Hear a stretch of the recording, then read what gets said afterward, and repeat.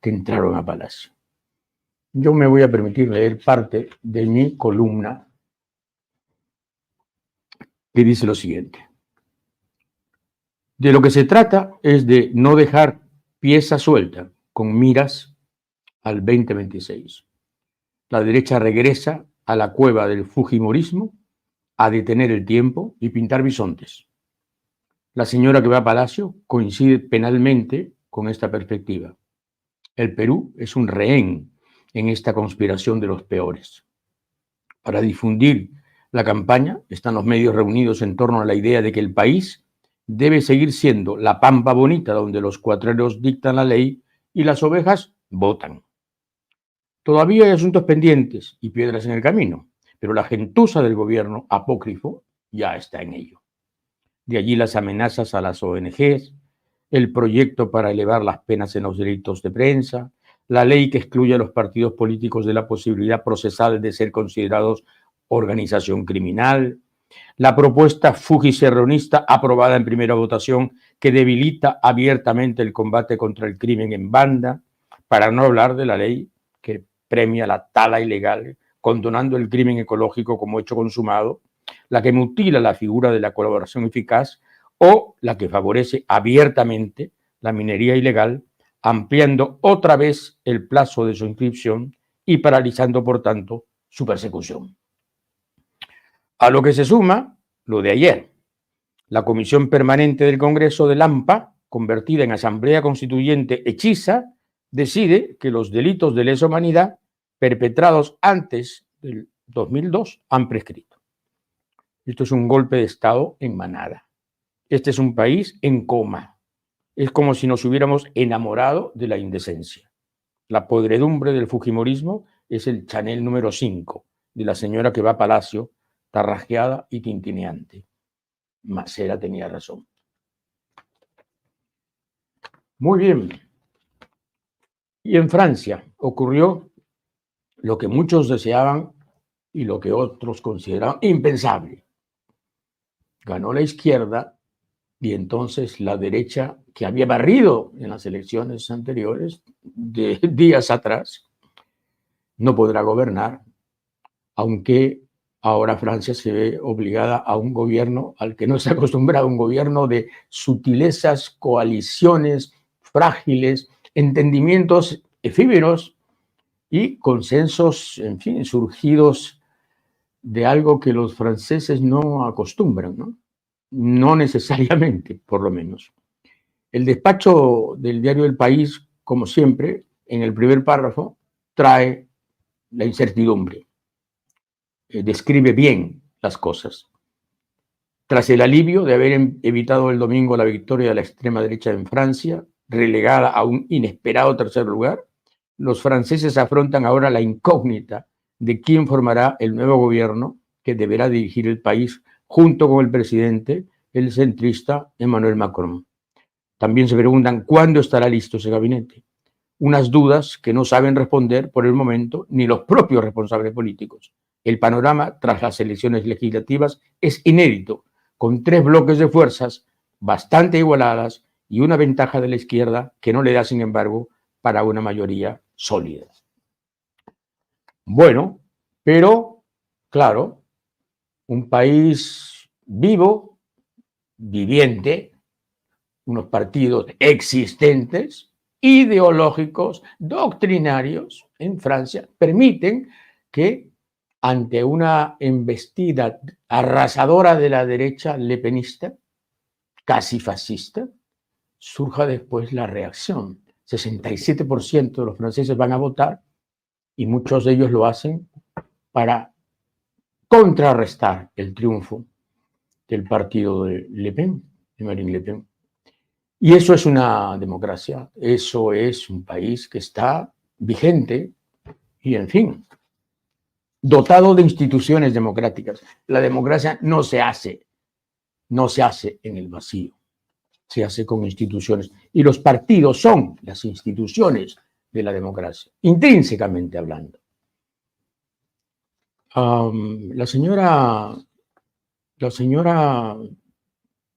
presidenta de la República, la señora que va a Palacio, Y el señor Alejandro Soto Reyes, que es presidente del Congreso, o sea, jefe del Congreso de los delincuentes, el capo, la presidenta, la señora que va a Palacio y el capo han firmado una carta hoy día dirigida a Nancy Hernández López, presidenta de la Corte Interamericana de Derechos Humanos, en donde, entre otras cosas, dice: deploramos profundamente que la Corte Interamericana de Derechos Humanos en la referida resolución implique que el Perú no es un Estado constitucional de derecho y que carece de los mecanismos propios de una república democrática en la que operan el balance y control de los poderes públicos. Pretendería más bien en constituirse al interior de nuestro Estado en un suprapoder con capacidad de dirigir y ordenar la manera en que sus órganos legítimos deben operar. Palabreo canallesco, hipocresía absoluta de la señora que va a Palacio, porque sabemos de buena fuente que el propósito del gobierno es, por si acaso, no parar la ley de lesa humanidad, ¿no? Esta ley que acabo de comentar en mi columna. Rechazamos, dice, de manera categórica los términos contenidos en la resolución del 1 de julio del 2024, puesto que lo concedido como medida provisional supone el desconocimiento de la soberanía estatal y el principio de separación de poderes, en tanto que la práctica requiere que los poderes del Estado renuncien al ejercicio de sus competencias constitucionales y abdiquen en sus funciones a favor de una instancia supranacional que ya no interviene subsidiariamente, sino que en total contrasentido dispone más bien a asumir el pleno control de las tareas estatales al determinar cuáles no se pueden ejercer. No, lo que dice la Corte Interamericana de Derechos Humanos, señora, es que el Perú no puede dejar impunes a los asesinos, cosa que usted está haciendo en connivencia con el Congreso, que la tiene de rehén, porque usted no es presidenta, usted es rehén. Usted no es presidenta, usted es rehén.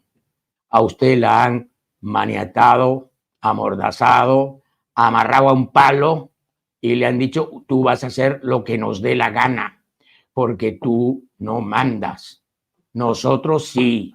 Eso se lo ha dicho Keiko Fujimori, Renovación Popular, y hasta Somos Perú, por no decir Acuña y los suyos. Todos se han reunido y le han dicho: tú vas a fingir que eres presidenta y nosotros vamos a gobernar hasta el 26. Así que no le creo una palabra. La carta va a ser tomada con el debido desprecio por la Corte Interamericana de los Derechos Humanos y seguramente va a ser respondida de un modo diplomático, pero enérgico, que es lo que se merece. Y la señora, claro, estuvo en China y se volvió viral aquello del chifa la Inca Kola. A ver, recordemos. Chifa 来代指所有的中餐厅的国家，而且我在秘鲁常驻的记者同事就告诉我说，这个秘鲁人特别爱吃中餐，中餐馆基本上是天天爆满。我也很好奇，您有我们特别喜欢吃的中国菜，您又如何看待两国之间这种非常深厚的传统友谊和深度的文化交融呢？Casi en todo el Perú, no hay una región en el Perú que no tenga sus chifas. Y los chifas, a todos los peruanos nos encanta el chifa. ¿Y cuál es mi plato favorito? Es el pollo enrollado con calú guantán y por supuesto mis guantanes con el dulce de tamarindo. Y además hay una situación medio graciosa, pero como que es así. Dice, si vamos a comer chifa, tiene que ser acompañada de nuestra Inca Kola, que es una bebida gaseosa. Así es que chifa Inca Kola es almuerzo agradable y asegurado que nadie se va a quejar. Linda la presidenta. Linda. Hoy día, en la conferencia de prensa, entre comillas, que dio, que no fue conferencia de prensa, porque fueron 4, 5, 6, 7 preguntas, nada más, sin repreguntas. Y por supuesto, algunas preguntas simplemente ni las contestó. Yo creo que no contestó casi ninguna, pero en fin. La señora presidenta dijo: el terremoto que se produjo en Arequipa. Oye, hay alguien que esté por ahí con, no sé, con una ayudita para que la presidenta no diga el terremoto que se produjo. Eso no tiene remedio, ¿no? Eso no tiene remedio simplemente. Y pensar que vamos a tener 30 o 40 partidos políticos. 30 o 40 partidos políticos en las próximas elecciones. Fernando Tuesta está con nosotros. Él es el autor de la reforma política que, según algunos, es la responsable mayor de esta proliferación cancerígena de partidos políticos. Claro, él dirá, no, es que eliminaron las PASO. Sí, tiene razón, eliminaron las PASO, pero vaya reforma frágil que con la sola eliminación de las PASO ha permitido este cáncer. Buenas noches, Fernando. ¿Cómo está, César? Qué gusto. La pregunta es, ¿estamos condenados a este desfile de siglas diminutas sobre caudillos ínfimos, sin ideas, pero eso sí, con kits electorales y vigencia? ¿Estamos condenados o todavía hay maneras de evitar esto? Pocas en realidad.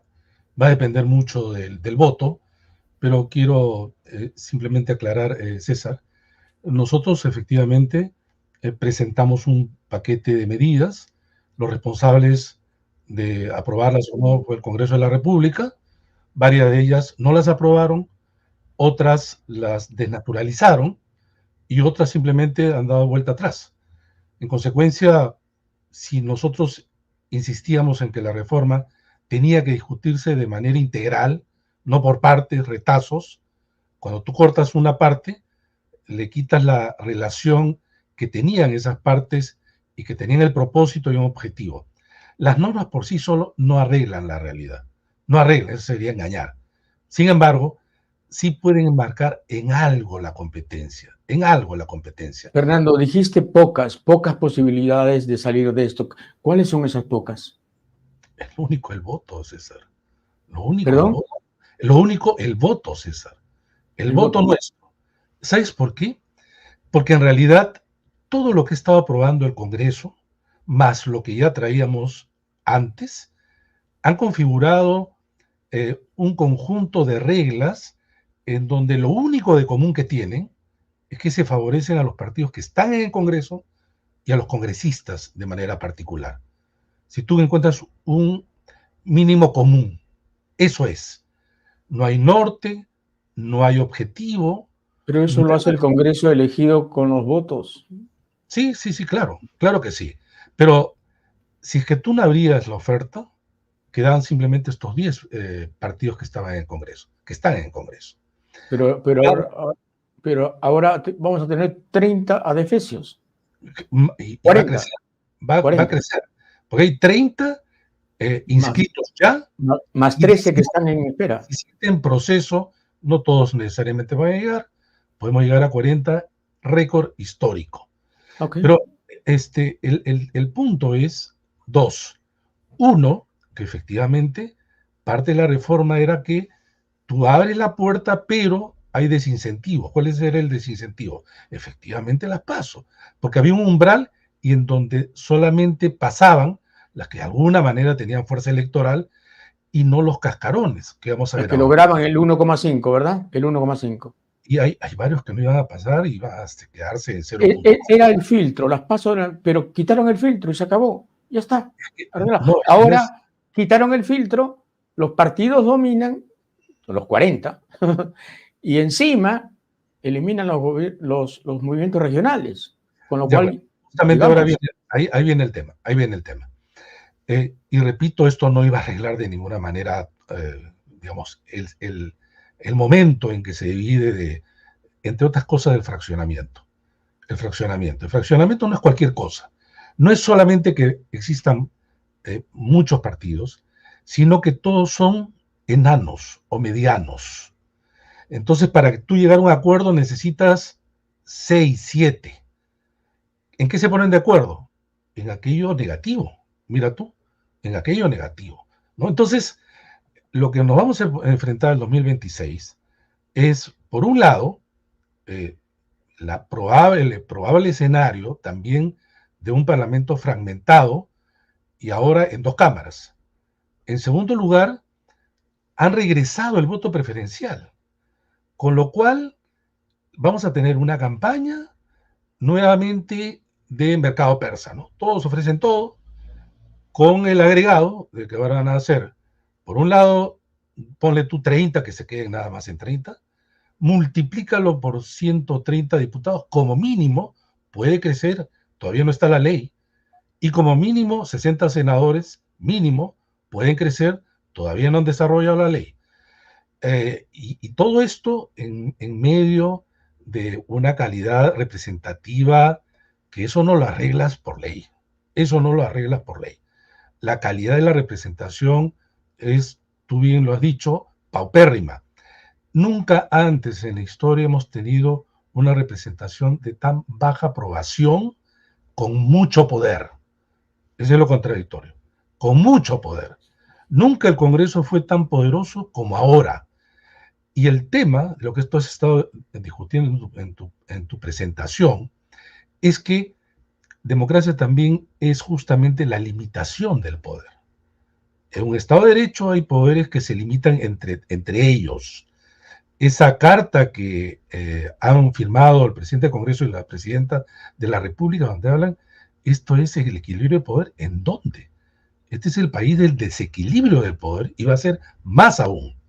Más aún porque el cambio de la Constitución desbalancea a favor del Congreso y dentro del Congreso a favor del Senado, que va a ser un super Senado, en donde todos los que están ahora en el Congreso quieren serlo, por supuesto, y que han colocado un artículo de la Constitución, César, que ya no tiene un rubor. Cuando dicen, por ejemplo, para postular, se requiere tener mínimo 45 años. Mínimo 45. O haber sido congresista. No, pero eso no ocurre casi en ninguna parte. Creo que el único país que tenía era Corea del Norte, de edad alta. Ni el presidente de la República, el presidente necesita 35 años. Ni que un senador pues tuviera o necesitaría una edad para ser, qué sé yo, un tribuno romano o algo así. Pero además es una ley para ellos, en resumen, ¿no? Pero mira cómo se completa. Al elevar la edad, excluyes a mucha gente. Pero le agregas además, para ellos, o haber sido congresista. O haber sido congresista. Igual aquellos que no tienen 45 van a poder postular, ¿no? Exactamente. Encima, como tú bien has señalado... O sea, estamos en una dictadura parlamentaria, pero además mafiosa. Porque, hombre, podríamos tener una dictadura parlamentaria con propósitos altruistas, entre comillas. Ninguna dictadura se justifica, pero podría tener propósitos altruistas, justicia social, algunas obsesiones igualitarias. Entonces, el AMPA gobernando desde el Congreso con una presidenta inexistente. Entonces la pregunta es, ¿qué elecciones van a ser estas? ¿Qué elecciones van a ser estas convocadas por el AMPA en un escenario creado por el AMPA? Y entonces, Fernando, de verdad... Las lecciones que ellos han aprendido de esto es no volverá a ocurrir lo del 2021. Eso es. Vamos a armarlas. El mensaje tú crees que sea ese. Yo creo que el mensaje no es ese. Yo creo que el mensaje es que hemos vuelto y no vamos a movernos. Hemos vuelto los fujimoristas y no vamos a movernos. La derecha más bruta y achorada otra vez está en el poder y el mensaje es, y de aquí no nos saca nadie, porque el 2026 los que vengan serán como nosotros o seremos nosotros. Punto. Adiós, señor Cuesta. Adiós, señor Cuesta, y su palabreo paradigmático. ¿Verdad? No, lo que te digo es que lo que ellos aprendieron del 2021 es que eso no se va a volver a repetir. Exacto. Esa es la lección que ellos han aprendido. No nosotros, ellos. Y por tanto, están arreglando, están haciendo todo lo necesario para que no se vuelva a repetir y el riesgo sea mínimo. Pero entonces no son elecciones libres, pues. Son elecciones escenificadas en un determinado proyecto, muy concreto que consiste en que aquí ganamos o ganamos. Ya está, listo, no hay dilema. Se confunde pues la legalidad con la legitimidad, ¿no? ¿Y qué podemos hacer, Fernando? Tú, al margen de especialista en elecciones, eres ciudadano, eres politólogo, eres sociólogo. Hombre, eres un hombre público que ha hecho bastante por la causa de la democracia. ¿Qué diablos hacemos? Porque la verdad es que la cosa empieza a dar náusea. Sí, no creas que esto no, digamos, envuelve a un sentimiento pesimista, porque yo también ahora soy pesimista, pero creo que, bueno, hay que seguir en la brega, hay que seguir discutiendo, cada uno en su espacio, como el tuyo, abrir la discusión y decirle a la gente algo, César. La gente detesta a los políticos, la gente no le interesa los asuntos públicos, van a ser ellos los primeros víctimas de este tema, porque en el momento en que llegue la elección, no van a estar enterados, su preocupación como ha sido nula, no tienen posibilidad de alguna manera razonar su voto, van a preguntar al de al lado, ¿no? Que de repente está igualmente desinformado, van a ser presas de los fake news, de la desinformación que se va a desatar ahora con la inteligencia artificial multiplicada. Entonces, hay que decirle a la gente, tiene que pensar ahora, no mañana, no abril del 2026, ahora. ¿Pensar en qué? Está pasando. Mira lo que está pasando. Ah, bueno, ok. Pero entonces esa gente llega y se encuentra con una cédula de este tamaño, 40 opciones. Todas microscópicas, es más, todas apolíticas en el peor sentido de la palabra. Pero es más. Y entonces, ¿qué hacemos? Confundirse. Mira tú cómo va a ser, ¿ah? Va a ser efectivamente de largo, 30-40, y de ancho, ahí donde habían 3 columnas, van a haber 5. Presidente, diputados han regresado al voto preferencial, 2 cajones de voto preferencial. Senador, por cada una de las circunscripciones, 2 votos preferenciales. Senador de la circunscripción única, 2 votos preferenciales. Parlamento, 2 votos preferenciales. 130, 60 por 30 partidos. Mercado persa, todo el mundo ofrece baratijas, alfombras voladoras, de todo tipo. Eso va a ser.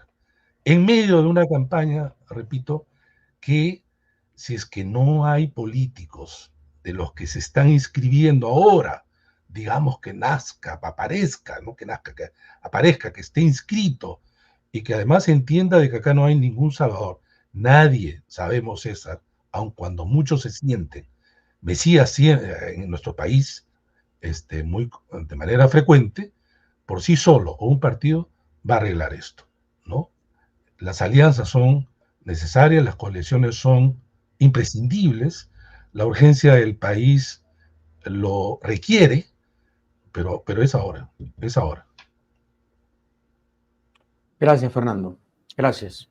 A ti, César. Hasta otro momento. Fernando Tuesta ha estado con nosotros, hablando sobre lo que serán las próximas elecciones.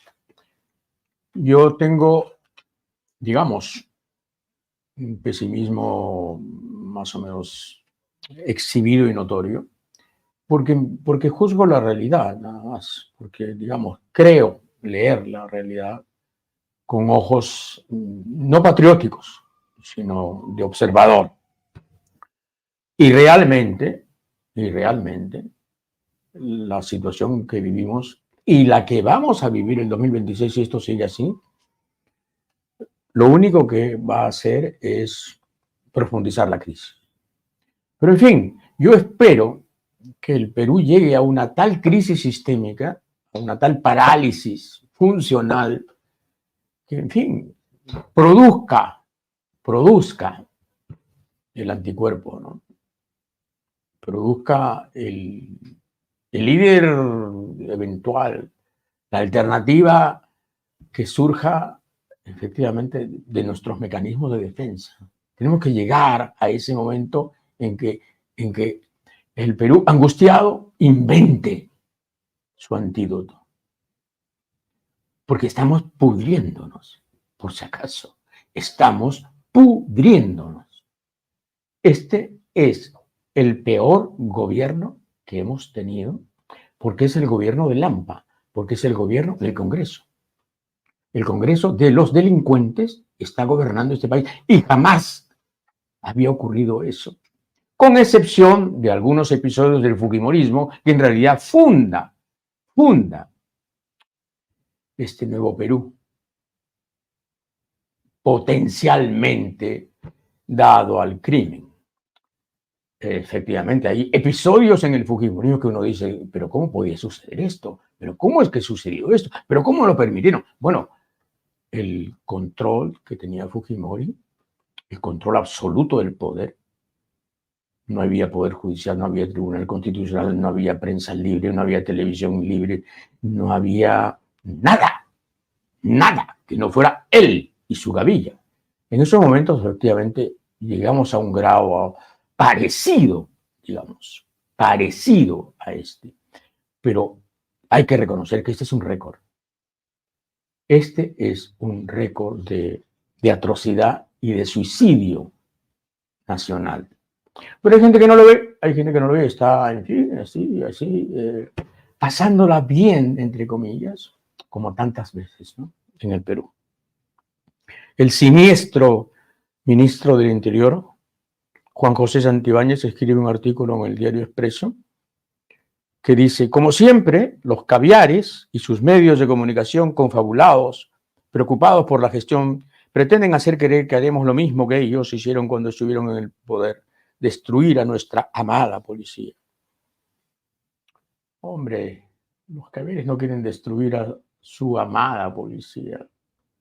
En todo caso, lo que algunos caviares han propuesto, y con razón, es fumigar a la policía. Es baigonear a la policía. Y dicho sea de paso, ojalá que le caiga a usted un poco de té y salga al gabinete. Bueno, no, en realidad usted, señor ministro, usted encarna al gabinete, encarna al gobierno de la presidenta. Pero esto de nuestra amada policía, el tipo se acaba de tirar a la DIVIAC, la mejor entidad de la policía, se acaba de tirar a la DIVIAC, se acaba de tumbar a la DIVIAC y dice a nuestra amada policía. Ya. Esta es una de las mejores de los últimos tiempos, ¿no? La Universidad Señor de Zipán, 25 años brindando excelencia académica a los jóvenes del Perú. Y sale esta nota. Bueno, este es publireportaje, lo dice, publireportaje, pero le dan el doctorado honoris causa a César Acuña. ¿Y quién se lo da? La Universidad de Zipán. ¿Y quién dirige la Universidad de Zipán? La mujer, la ex mujer de Acuña. O la actual mujer de Acuña, no sé si es ex mujer o mujer, pero sí es la ex mujer a quien él le da como, digamos, parte del arreglo del divorcio, le da señor de Zipán, y ahora resulta que ella le da el doctorado honoris causa, y esto es motivo de páginas de publicidad. Y este es el señor decisivo, vital, clave para algunas decisiones del Congreso de los Delincuentes, porque tiene el número suficiente de curules como para ser fiel de la balanza en varios sentidos. Bueno, según Cuarto Poder, el señor Otárola, ex primer ministro, ex presidente del Consejo de Ministros, le mandó un chat a Nicanor Boluarte que decía lo siguiente: hola Nicanor, buenas noches, invocando el respeto que nos hemos tenido, te pediría conversar con la presidenta. Muchas personas me están refiriendo que personalmente ella está conversando con muchísimas personas sosteniendo una falsedad completa en contra mía. Es por el caso de los relojes. Dina está absolutamente equivocada cuando sostiene que yo habría filtrado esa información a la prensa. Esto me obligaría a accionar judicialmente y a defenderme públicamente, escribió por mensaje de texto, según Cuarto Poder, el expresidente Alberto Otárola a Nicanor Boluarte. Bueno, efectivamente, cuando salió el asunto de los relojes, todo el mundo dirigió la mirada hacia Otárola como presunta fuente. Eso es legítimo, eso es cierto, pero aquí sostiene que él no fue. En todo caso, importa un rábano quién haya sido, ¿no? El asunto es que la cosa reventó y hoy día le hicieron la pregunta a la señora Boluarte y la señora Boluarte simplemente no contestó, no dijo una sola palabra sobre el asunto vergonzoso. Como no dijo una sola palabra sobre los 12 días en que no pudo estar en Palacio porque estaba, digamos, en la convalecencia de la operación de cirugía plástica a la que se sometió.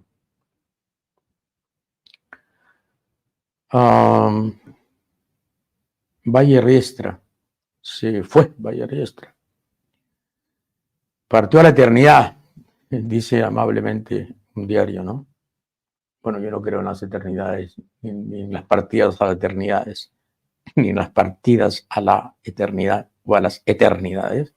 Pero sí recuerdo mucho a Javier Valle Riestra. ¿Cuántas entrevistas le habré hecho? ¿Cuántas veces habremos hablado por teléfono? Fue un buen hombre.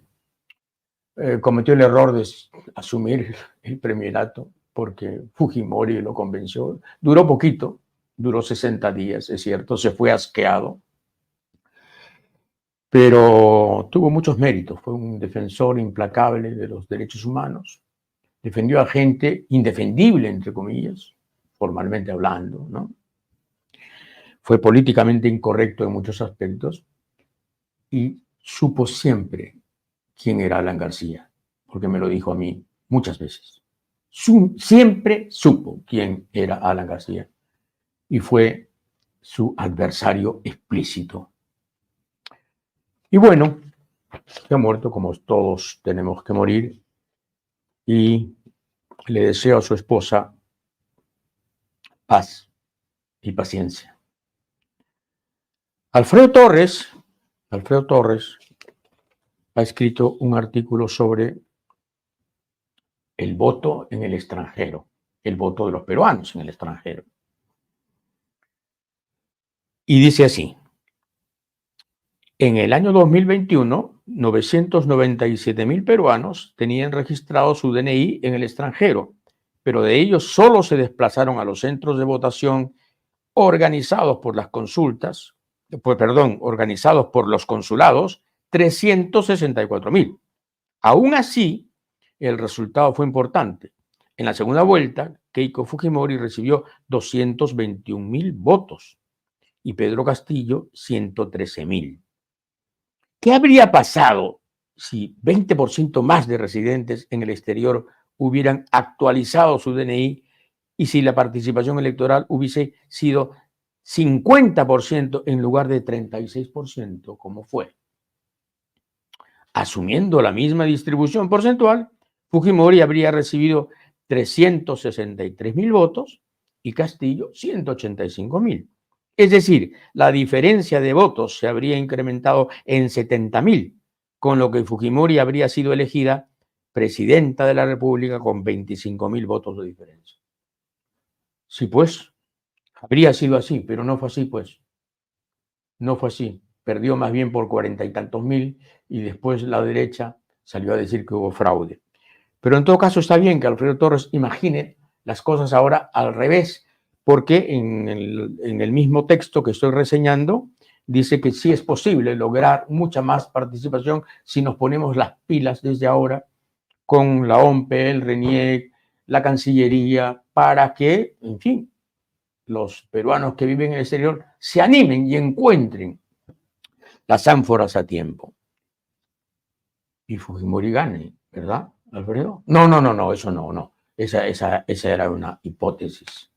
No. Una hipótesis conyugal. No, tampoco. Bueno, vamos a ver. La prensa,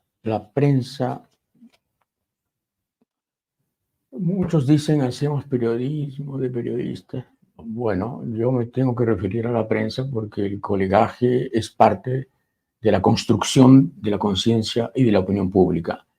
el colegaje es protagonista en un país como este. Y el periodismo, hombre, tiene una enorme responsabilidad. No se hagan los locos. No se hagan los locos. Y entonces, claro, en Perú 21 sale esto. Senderistas que coordinaron marchas en Ayacucho están libres. Esto es infame. Esto es infame. Esto es macartismo puro. Terruquismo de la peor calaña. O sea que las protestas en Ayacucho fueron organizadas por senderistas, coordinadas por senderistas. Casi les falta poner, bueno, pues, los 10 muertos, bien muertos. ¿Cuál es el problema? En Ayacucho han muerto gente que pasaba por ahí. Que pasaba por ahí. Que se asomó por curiosidad. Es infame, esto es infame. Esto no es que polarice, esto envenena, esto destruye. El sobón de la semana. Me faltaba, ¿no? La semana pasada me faltó el sobón de la semana o la sobona de la semana, pero en este caso es sobón. Alonso Rey, presidente de Comex Perú. Fugaz pero eficaz visita del Perú a China. Fugaz pero eficaz visita del Perú a China. Bueno, él estuvo ahí, por supuesto, firmando, en fin, acuerdos redundantes que ya estaban hechos, que solo se rubricaron, que, en fin, ¿cuál es la bolsa de capitales que trajeron? ¿Cuál es el bolsón de inversiones con que nos vinieron a alegrar el día, la semana, el mes, el año? Ninguno. Palabras, palabras y palabras. Y resulta que Indecopi le dijo a Gloria, oye, tú no puedes comprar Agrícola del Chira S.A. Tú no puedes comprar las acciones de Agrícola del Chira S.A. porque entonces concentras mucho el mercado de la leche. Me parece muy bien, Indecopi interviniendo ahí, porque se trata justamente de mantener la libre competencia. Bueno, ¿y por qué no? ¿Y por qué entonces permitieron la compra de Luz del Sur por Enel? Para que los chinos tengan virtualmente el monopolio de la energía eléctrica en Lima. O sea, con los chinos vale el monopolio, con Leche Gloria no. Con los chinos sí, con Gloria no. Casi es una canción, ¿no? Gloria no, chino sí. ¿Qué está pasando? ¿Qué está pasando?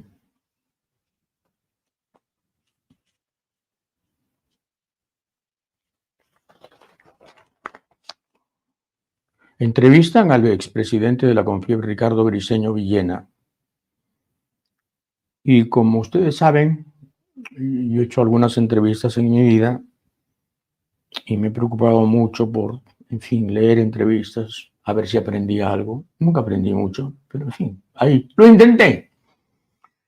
Y leo esta entrevista y me quedo estupefacto. Las preguntas son así.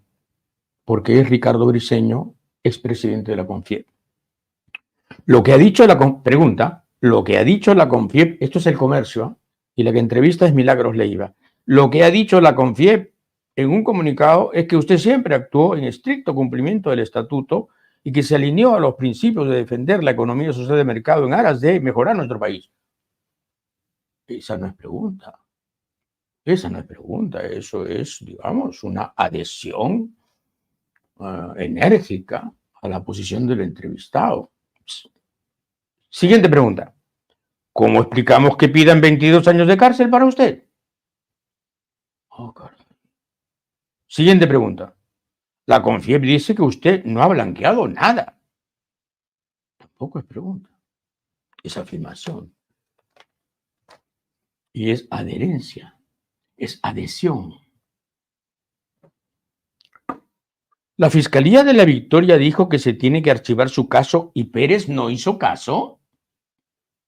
Siguiente pregunta. Otra. ¿A qué atribuye la decisión del juez Zúñiga de no excluirlo? Y él responde, no lo sé. Uy, qué tal drama. Qué drama. Bien, siguiente pregunta. Refiriéndose al juez Zúñiga, ¿no? ¿Juega en pared con el fiscal Pérez? Respuesta, totalmente.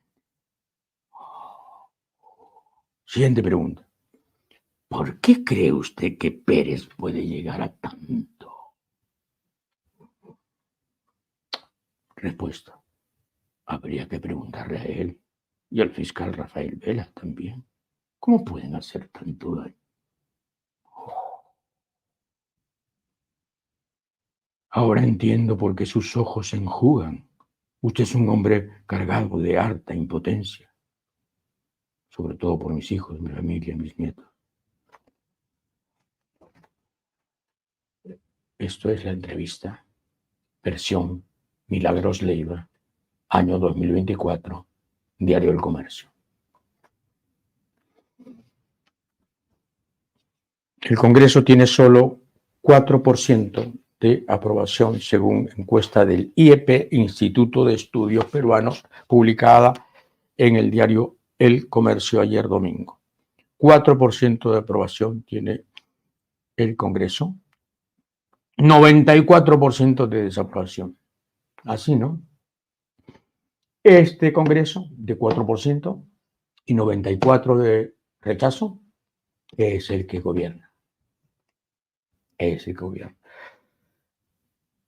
Es el único país de América Latina que vive una crisis como esta, ¿eh? El Perú. Por si acaso les digo, o sea, no, siempre hay gente que se consuela con la vecindad, ¿no? No, le van peor. No, no, a nadie le va peor. A nadie le va peor. A nadie le va peor que al Perú en materia de absoluta ilegitimidad política y social. Ya no digo moral, ¿no? Política y social. Es un gobierno espurio y es un gobierno indeseable.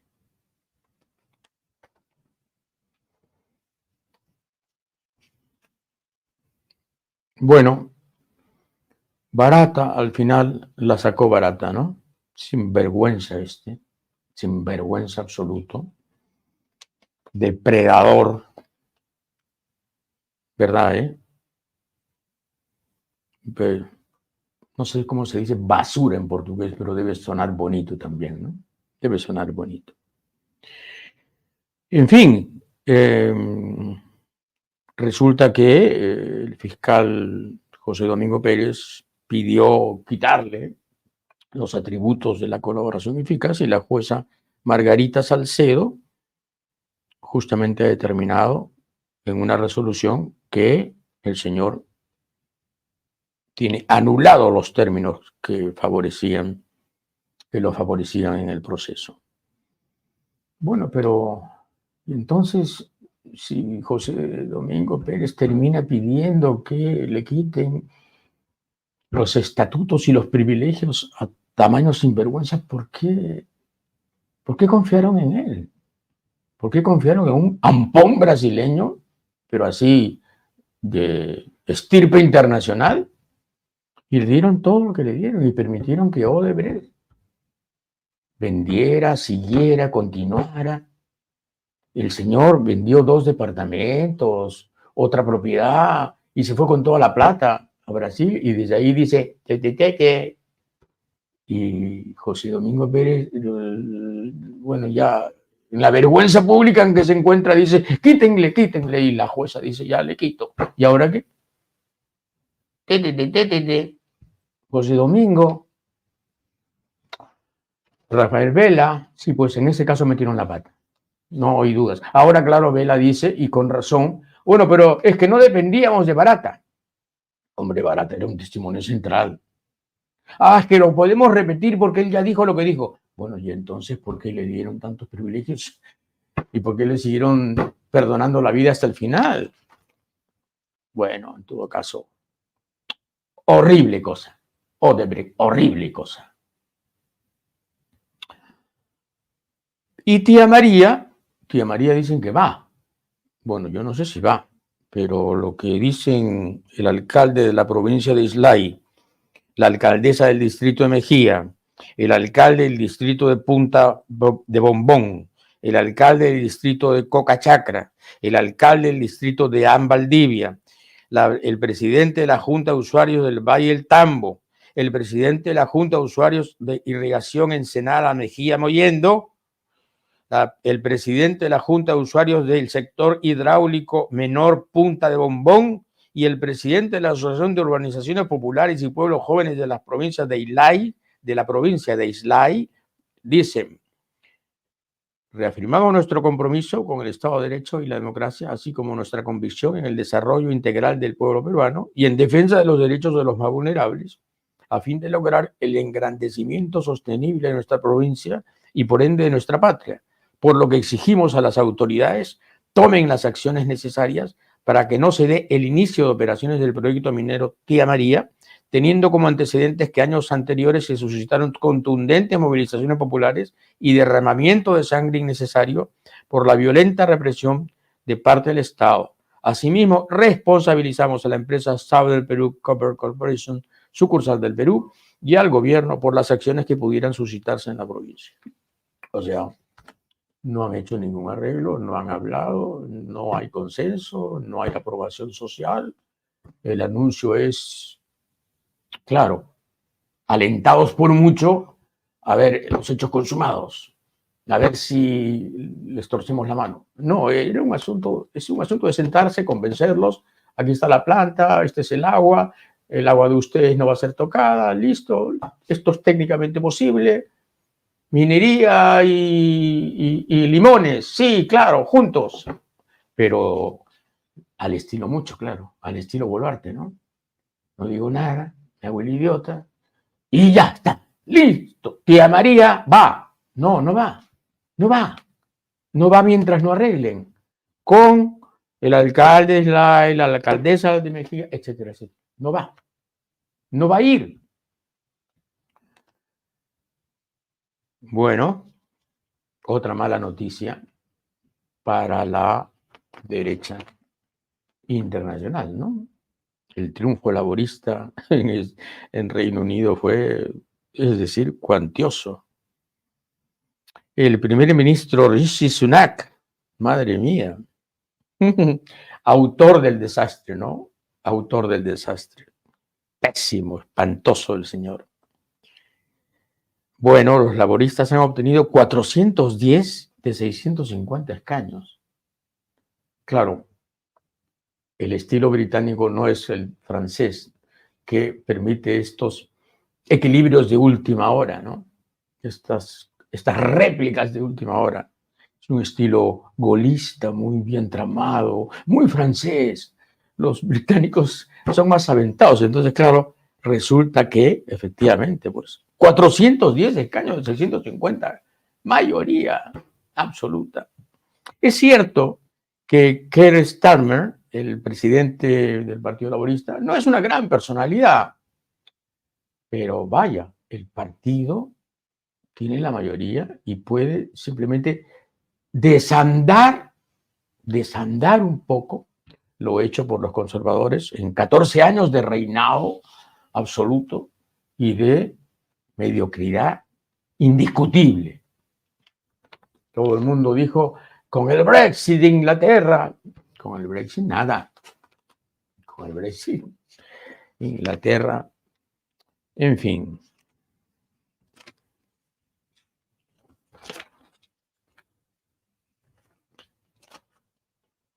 Sí, pues. Chile da el ejemplo. Chile está reclamando al fundador del Tren de Aragua, que ha sido capturado en Colombia, uno de los fundadores.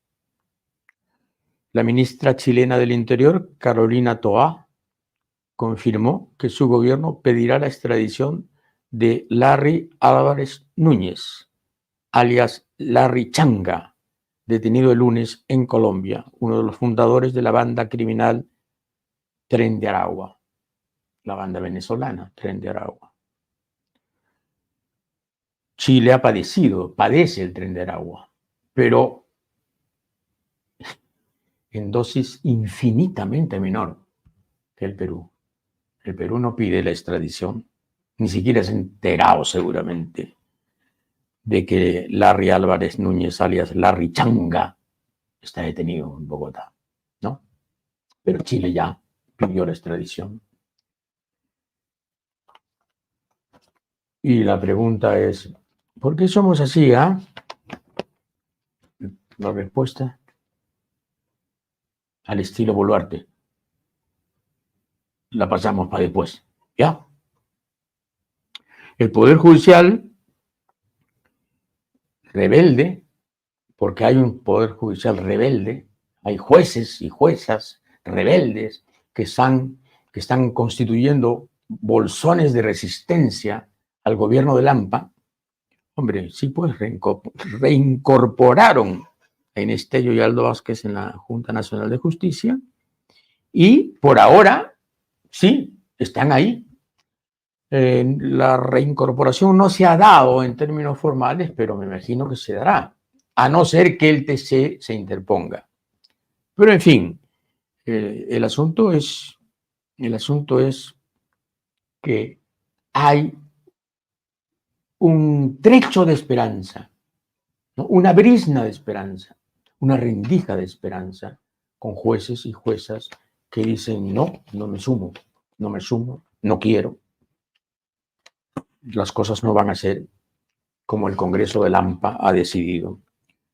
Y en el Congreso de Lampa, quienes se vocean como probables candidatos a la presidencia con mayor opción, probables y con mayor opción, son Eduardo Salguana, de Alianza para el Progreso, el partido del doctor honoris causa César Acuña, analfabeto funcional, y la señora Patricia Juárez, tan linda ella, fujimorista, y no está vacunada. No la vacunaron. Y entonces, da lo mismo, ¿no?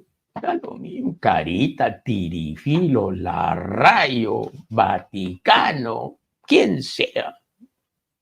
Salguana o Juárez, voten por los dos. Voten por los dos. Que ambos sean los mandamases de la presidencia.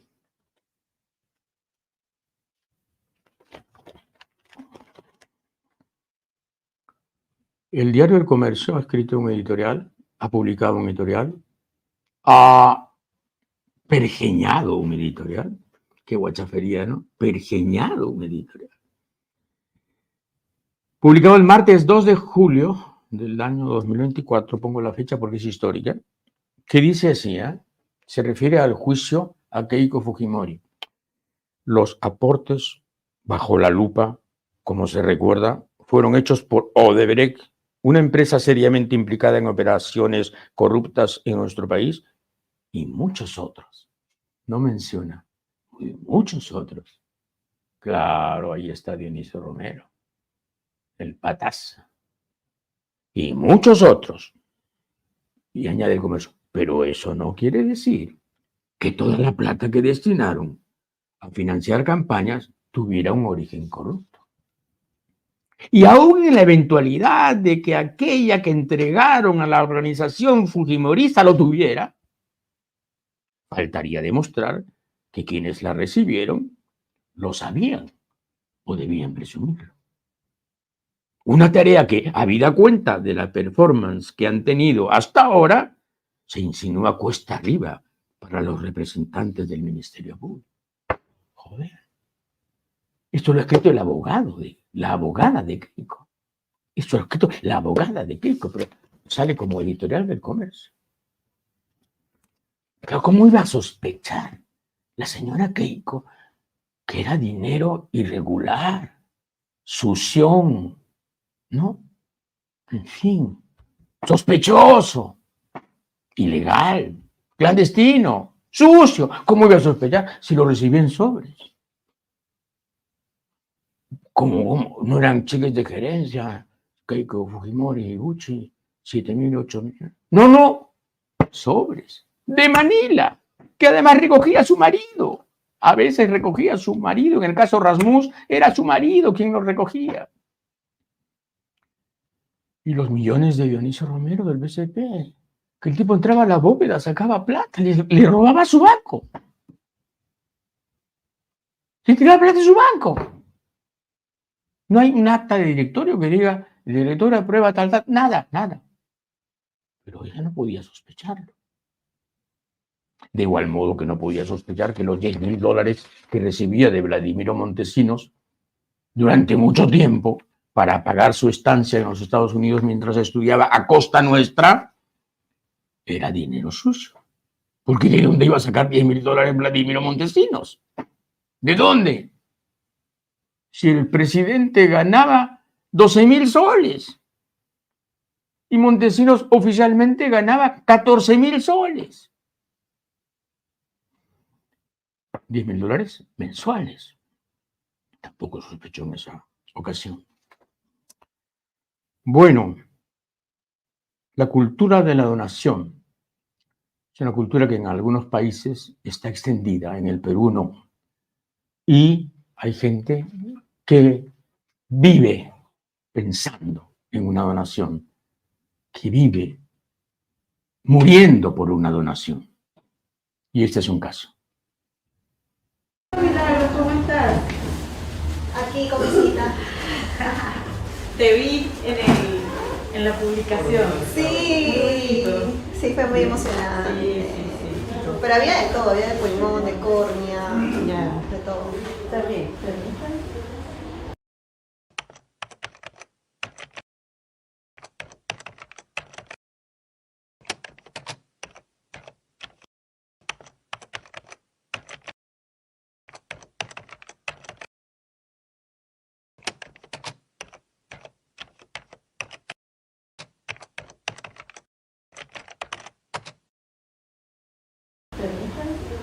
¿Te acuerdas del momento que te dijeron que tenías que hacerte un trasplante? Sí, todavía me acuerdo el primer doctor que fui y vio mis resultados. Yo estuve como 2 meses en evaluaciones. Primero se pensó que era leucemia, después que era lupus y por un momento cáncer, ¿no? de estómago. Yo vomitaba mucho. Y cuando fui a un nefrólogo me dijo que mis riñones estaban al 10% y que tenía que entrar a hemodiálisis. Y evidentemente fue shock porque no entendía cómo solamente la solución era un trasplante renal. Yo más que cambio en mi vida, lo que he tratado de pensar es que es parte de mi rutina hoy por hoy. Hay muchos mitos de la lista de espera, que a veces dicen que es la lista que desespera, porque prácticamente desespera. No es en orden de llegada, por decirlo así. Todo el mundo piensa eso, ¿no? Oye, pero ¿en qué número de la lista estás? No es número de lista, es compatibilidad. Y yo la verdad al comienzo decía, ¿realmente existirá esa lista de espera? Pero bueno, la maleta la tengo hecha. Y a mí lo que me sirvió fue cuando en octubre del año pasado me internan en el hospital para hacerme las pruebas pre-trasplante. Son 9 especialidades. Y si estás ok en todo, ahí recién te ponen en lista de espera. Y en esos 10 días que yo estuve internada, compartí cuarto con personas. Una de ellas era donante, me estaba donando su mamá. Y las otras 4 que entraron después eran personas que habían sido trasplantadas. Y eso a mí me motivó mucho porque siempre había el mito de la lista de espera. Pero estas chicas me decían, Mili, yo me he trasplantado, a mí me han llamado. Eso no es un cuento, esto es real. De hecho, está guardado como de salud y cada vez que me llaman yo me emociono, pero a veces para confirmar una cita o algo así.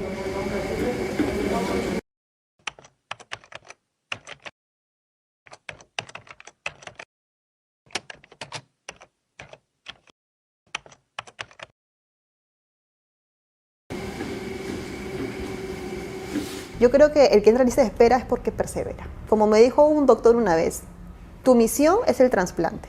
enfócate en lo que tienes que hacer. ¿Qué es lo más difícil de esta espera? La lista de espera en el Perú, el promedio son 8 años. Es muchísimo. Una persona en moverse 8 años es muy difícil, pero sí hay secuelas que con el tiempo se van acentuando, ¿no? En esa espera puede ser que te llamen y que vayas y que luego no termines siendo el donante por alguna razón, o cuando te llaman ya es seguro. No es tan seguro porque así como me llaman a mí, llaman a 3 o 4 personas más para que vayan. Para un mismo órgano llaman a 3 o 4 personas. Sí. ¿Por qué? ¿Por qué? Porque por ahí que te hacen examen y, uy, no, tiene hemoglobina 7, no puede entrar a la sala de operaciones. Imposible. O, uy, está resfriada, no puede entrar a la sala de operaciones. O incluso está mal del estómago, tampoco.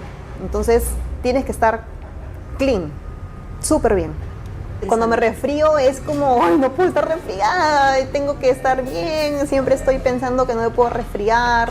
Entonces sí, es un poco ahí complicado, pero yo creo que el riñón que es para ti... Por eso le llamas a tu red social, creo que tienes un Instagram, Sí. Le llamas el riñón de Mili. El riñón de Mili, sí.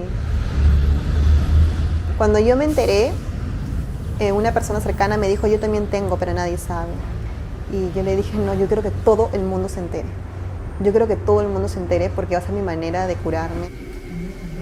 ¿Te imaginas al donante? Siempre he pensado que es un hombre. Siempre he pensado que va a ser un hombre. No sé de qué edad, pero siento que va a ser de un hombre.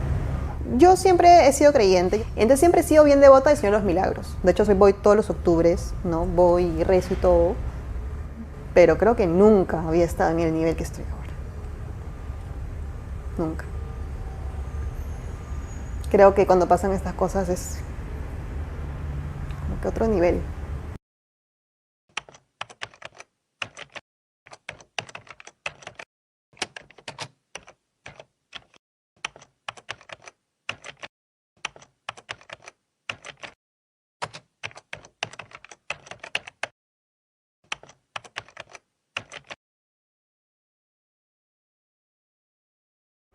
¿Es un refugio?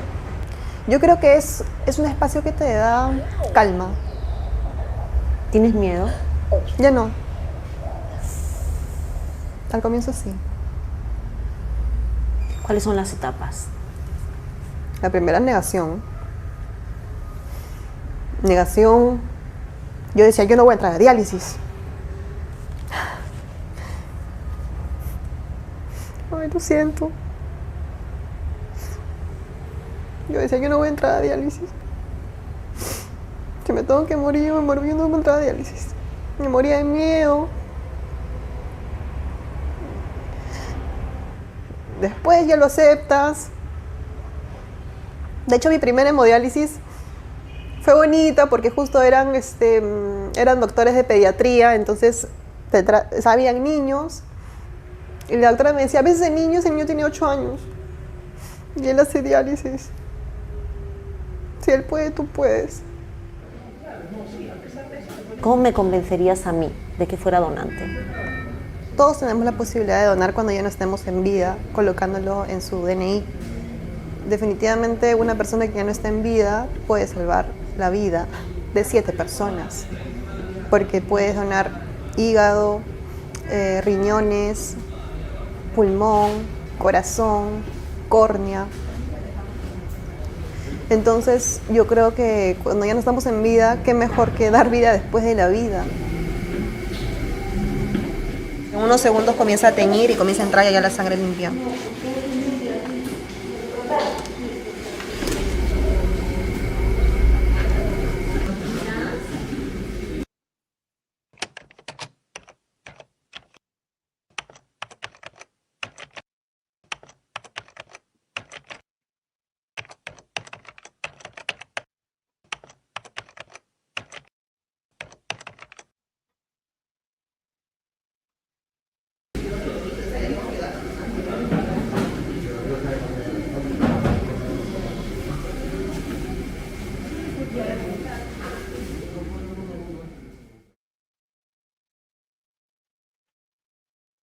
Todo un drama, ¿no? Todo un drama. acrecentado por la cultura esta de la no donación. Bueno, los viejos como yo, por supuesto, no aspiramos a ser donantes, ni mucho menos, pero debería ser efectivamente una propensión, ¿no? Es vivir en otro, es un gesto de solidaridad, es la proximidad actuante, ¿no? El ser prójimo. Bueno, en este libro, La invención del bien y del mal, que como todos los títulos ambiciosos no sabemos qué abarcan y cuánto abarcan y cuál es el resultado, hay algunos datos curiosos, muchos datos curiosos, porque es un buen libro. Es de Hanno Sauer, que es un catedrático neerlandés, profesor de ética en una universidad de los Países Bajos. Pero, por ejemplo, este dato me interesó mucho, ¿no? De cada cual según sus capacidades, a cada cual según sus necesidades. La vieja frase, ¿no? Cuando se les pregunta, la mitad de los ciudadanos estadounidenses dicen que esta frase está en la Constitución de los Estados Unidos. En realidad, procede del libro de Marx, Crítica al programa de Gotha. De cada cual según sus capacidades, a cada cual según sus necesidades. La mitad de los norteamericanos dicen, eso está en la Constitución. Mentira, es frase de Marx. Claro. Eso explica a Donald Trump.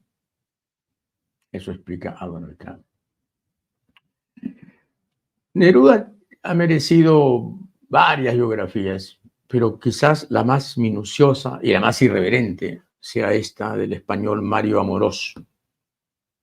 Mario Amorós, que es una larga biografía sobre Neruda, y entre otras cosas cuenta el día en que Salvador Allende inicia su mandato presidencial, el 3 de noviembre del año 1970. Pocos días después de ese comienzo, Volodya Teitelbaum, ¿quién es Volodya Teitelbaum? Un viejo dirigente comunista. Yo lo entrevisté en Santiago alguna vez para una crónica que hice. Volodya Teitelbaum, legendario dirigente comunista. En esa época, senador. Volodya Teitelbaum visitó a Neruda en la Sebastiana, que era una de sus casas, y fue testigo de la crisis más grave de la relación con Matilde Urrutia, de la relación de Neruda con Matilde Urrutia, su esposa. La tempestuosa escena matinal se desarrolló en mi presencia, escribió Volodya Teitelbaum. Estábamos los tres de pie. Matilde reprendía a su marido con risa violenta y palabras fuertes. Te diré que tu amigo no es un santito. Se ha metido con mujeres sucias y ahora está enfermo de la parte correspondiente. Y no sana. Por donde pecas, pagas. Neruda intentaba calmarla. No sea exagerada, patoja, no hable así. Enfurecida, había descubierto la relación que su sobrina Alicia y su esposo mantenían. Matilde les encontró un día un cuadro que no era exactamente una naturaleza muerta. Era demasiado viva. Demasiado vivo, el cuadro. Sí, pues el último amor de don Pablo Neruda, mujeriego insomne, fue la sobrina de Matilde Urrutia.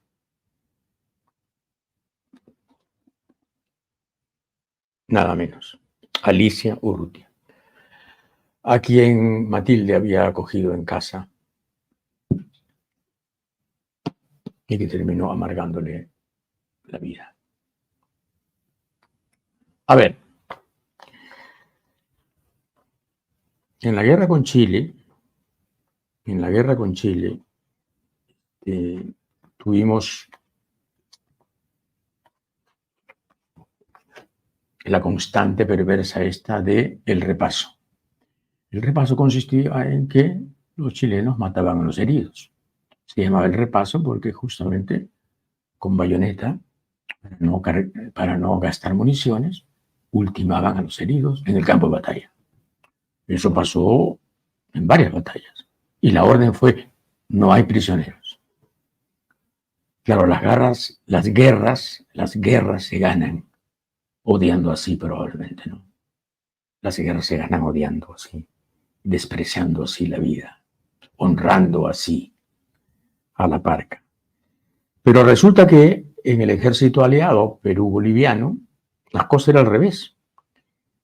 Aquí en este libro, Bolognesi y sus hijos, Familia de Héroes, por Ismael Portal, un libro viejo que tengo en mi biblioteca y que guardo con cariño, está la orden general que se le dio a los soldados de la Alianza el día 18 de junio de 1880, una semana antes de la batalla del Alto de la Alianza.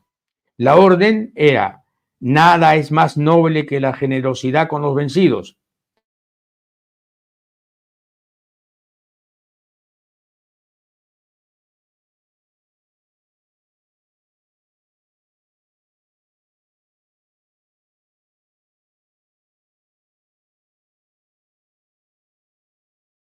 No se matan prisioneros. Y en el otro, el repaso. Sí, sí. Pero ¿saben qué? Valió la pena ser generoso. Valió la pena ser generoso. Valió la pena Grau recogiendo a los náufragos de la Esmeralda. Valió la pena no hacer el repaso. Esa mancha quedará para siempre en el ejército de Baquedano, en el ejército de Pinochet. Bueno, el 23 de junio de 1965 se hizo una mesa redonda sobre el libro Todas las Sangres. Una mesa redonda de críticos, literarios, sociólogos, en fin, ¿no? Intervinieron Jorge Bravo Bersani, Alberto Escobar, Henry Fabre, José Matos Mar, José Miguel Oviedo, Aníbal Quijano, Sebastián Salazar Bondi. Pero resulta que los juicios sobre la novela Todas las Sangres fueron muy severos. La novela, digamos, tenía defectos de fábrica. Sus personajes no eran verosímiles. La realidad que planteaba era anacrónica. Ya no era tal como la describía Arguedas. Los personajes eran muy maniqueos, buenos, malos, pero así dibujados con plumón. Es una mala novela de José María Arguedas. Es una mala novela. Es cierto lo que dijo Vargas Llosa. Es una mala novela. Y entonces resultas de esa mesa redonda, Arguedas, el mismo día, el 23 de junio de 1965, escribió esto: creo que hoy mi vida ha dejado por entero de tener razón de ser. Destrozado mi hogar por la influencia lenta y progresiva de incompatibilidades entre mi esposa y yo, convencido hoy mismo de la inutilidad o impracticabilidad de formar otro hogar con una joven a quien pido perdón, casi demostrado por dos sabios sociólogos y un economista, también hoy, de que mi libro Todas las Sangres es negativo para el país, no tengo nada que hacer ya en este mundo. Mis fuerzas han declinado, creo que irremediablemente. Pido perdón a los que me estimaron por cuanto de incorrecto haya podido hacer contra cualquiera, aunque no recuerdo nada de esto. He tratado de vivir para servir a los demás. Me voy o me iré a la tierra en que nací y procuraré morir allí de inmediato. Que me canten en quechua cada cierto tiempo, donde quiera se me haya enterrado en Andahuaylas, y aunque los sociólogos tomen a broma este ruego, y con razón, creo que el canto me llegará no sé dónde ni cómo. Siento algún terror al mismo tiempo que una gran esperanza. En fin. José María.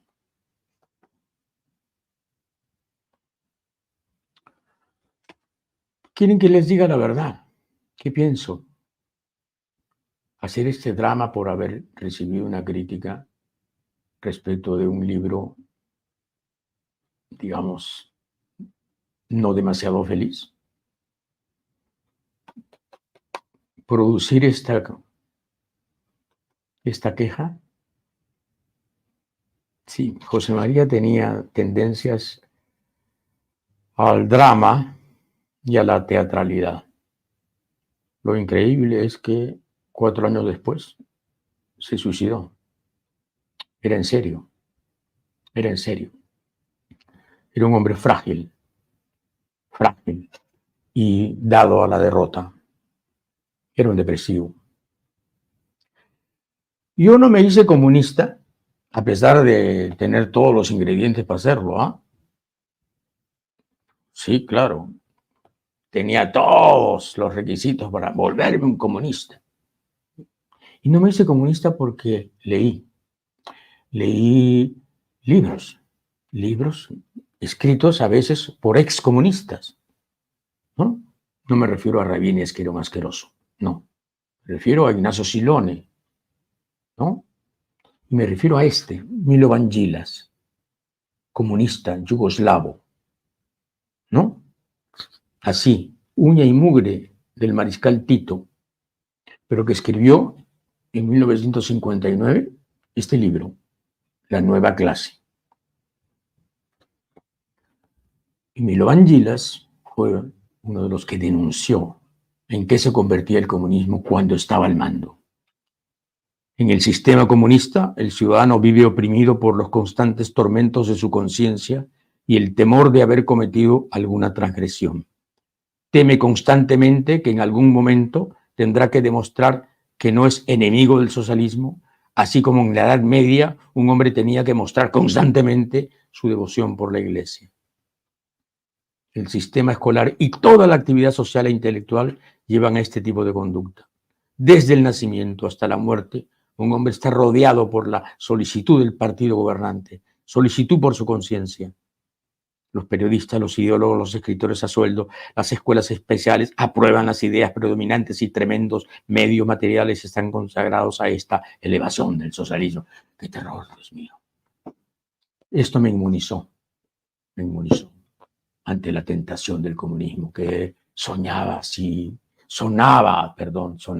tan romántica, ¿no? Tan deseable. A mí me hubiera gustado que la historia del Perú me la contaran de verdad.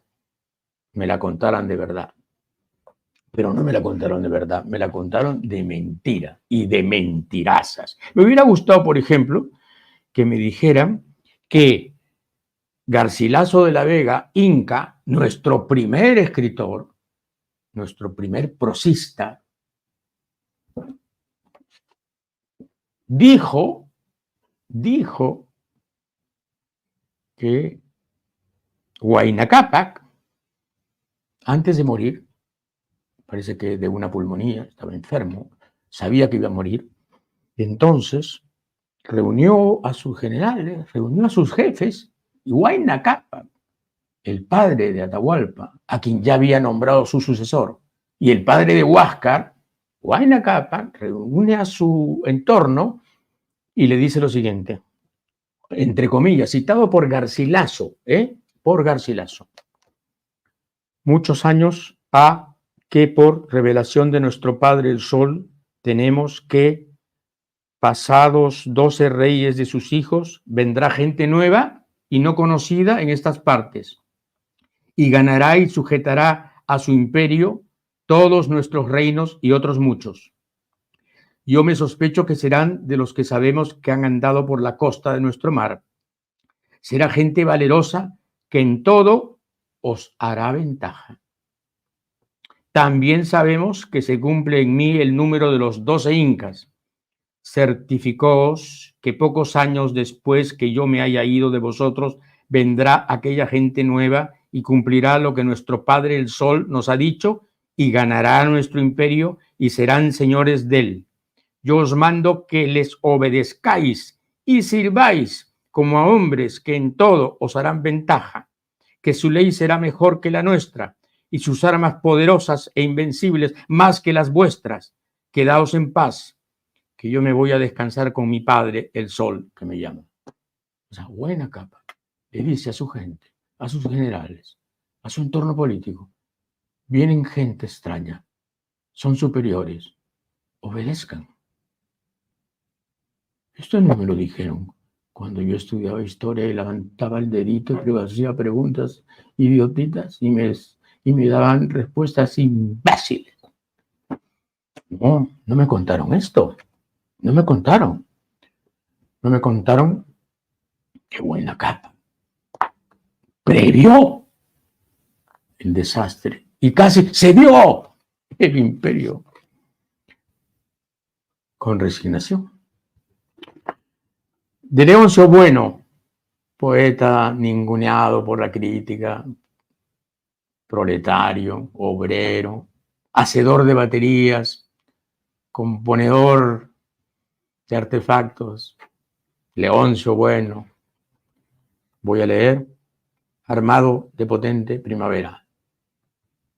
Hace un siglo que vengo izando sueños, hace un siglo me siento despeñar en la brega hueso a hueso, hace un siglo que estoy dale que dale, de sol a sol, con un peñón a cuestas, y aún son fuertes mis hombros, y aún pegan duro mis puños, y quisiera romperle la crisma a los gemidos. Tengo puños de acero inoxidable para hendirlos en el vientre de la noche y de todas sus bestias que devoran el alba de los niños y sus pétalos. Hace un siglo que bailo sobre espinas, que lucho contra bonzos y gorilas. Ha de dar mi madera más astillas para hendir la garganta a la injusticia. Ha de dar mi corazón fieros rescoldos para iniciar incendios que arrasen dictaduras, para ponerme claro en pie de lucha, armado de potente primavera. Qué bien escribía Leoncio. Qué bien escribe Leoncio Bueno. No sé si se ha muerto, creo que no. Creo que no, deseo que no. Aspiro que no. Hasta el lunes.